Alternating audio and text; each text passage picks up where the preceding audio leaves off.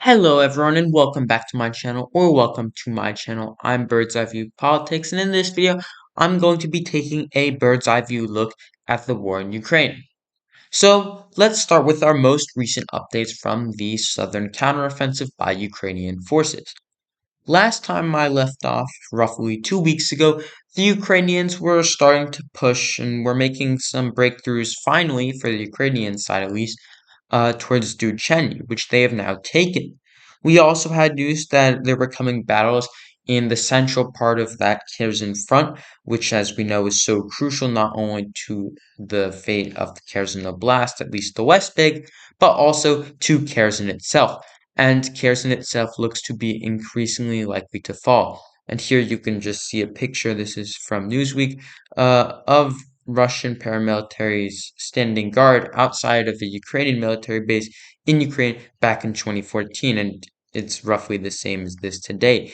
That military base right here, and it looks a lot closer to the front line than it was just a few weeks ago.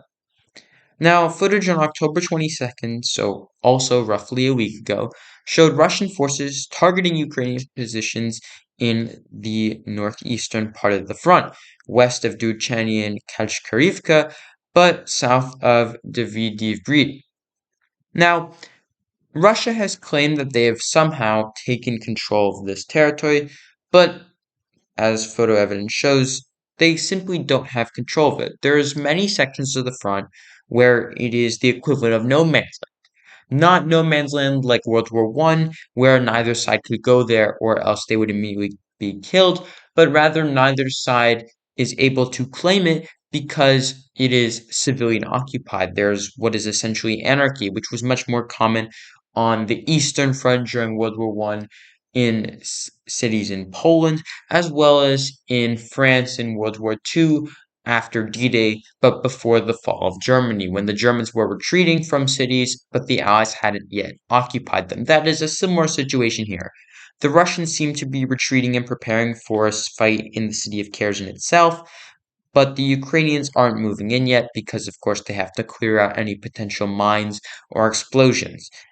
And we have found some, uh, at least the Ukrainians have found some uh, located at many different banks of the rivers, particularly right here. There are multiple power plants on this river, the Dnieper River, which also goes further east. And those are going to be very crucial for the Ukrainians to clear because if major power stations are shut down, these will even more hurt Ukraine than they already are. And literally, as I'm recording this 2 minutes ago, we had red alert aerial threat, which means that, of course, there are now Russian bombardments. I'm just going to refresh this. We'll see what more has happened since I started this, I guess. Okay, so we do not have any more results right now, it seems. But if you look, you can clearly see there's been a lot of shelling from the Russians in the east, mostly trying to keep the Ukrainians from advancing further, while on the western front, there's a lot more nuanced of a look at the total battle. However, it's clear that Russia continues to launch many aerial attacks. As you can see, Live Map is noting that there are many air raids against Ukrainian cities. We also have many shot down missiles hitting civilian targets, as well as new claims from Moldova. Moldova condemned in the strongest possible terms, this is what they use, Russia's continued aggression against Ukraine, and they said that the appalling strikes on critical infrastructure reverberate beyond Ukraine's borders and pose a direct threat to Moldova's energy and human security. And this is very important because when we look at this, Ukraine has just recently claimed, this is from today, October 31st, that Russia is using Moldovan airspace to attack Ukraine. Russia, on the other hand, would probably disagree because they would say that they're using Transnistrian airspace, which Russia is technically allowed to occupy, and this is a de facto Russian region. It's some would say de facto independent, some would say de facto Russian. I'm going to use de facto Russian because it is clear that the Transnistrian government is very firmly pro-Russian, the same way that you would claim that these regions down here that are occupied regions of Georgia currently under the control of the Russian army are de facto Russian territory. So that's what's coming out of Moldova, as well as more civilian casualties and the battles in Kherson. However, something that probably hasn't been looked at enough is the previous advances in Kharkiv.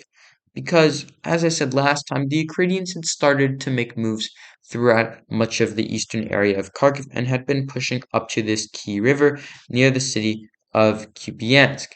However, if you actually look at the front now, not only have the Ukrainians successfully retaken Kupiansk, but they have also made moves towards western Luhansk, even reaching into Luhansk for the first time since roughly April, as well as pushing the last Russians out of Kharkiv, which can be expected to complete soon once this last northern Kharkiv Russian city falls. Uh, that will be the end of the Russian occupation of Kharkiv Oblast, which is, of course, important. However, potentially one of the most important things is, as I've been saying pretty much in all my videos now, is that Ukraine and Belarus are increasingly looking towards a hybrid. Belarus continues to let Russians use drones, including the famous kamikaze drones, as well as military personnel move through their territory and even to attack into Ukraine. But Ukraine can't attack Belarus because doing so would give Lukashenko an excuse to use the Belarusian army to invade Ukraine. And of course, Ukraine doesn't want to make yet another land enemy. Land enemy meaning that Belarus could easily move its army by land into Ukraine. If Ukraine can't attack Belarus, but Belarus isn't going to attack Ukraine either, because, as I've said also in previous videos, Belarus isn't capable of waging a major offensive campaign without Russia, and Russia simply doesn't have enough people to spare to fight on the Belarusian Ukrainian or hypothetical Belarusian Ukrainian front line. Belarus relies on Russia for nearly everything, including the sustainability of its regime, which has been elected roughly 5 times in a row through undemocratic practices. And were Russia and the Belarusian army to attack from Belarus into the Ukraine, it could be expected not only would the Belarusian people revolt, but also even the Belarusian army, with many officers signing what is essentially a decree that if the Belarusian army is ordered into Ukraine, they would immediately turn on the current Belarusian government. So that's all I have for you. Don't forget to like and subscribe, and I'll see you in roughly a week. So thank you for watching, and I'll see you next time.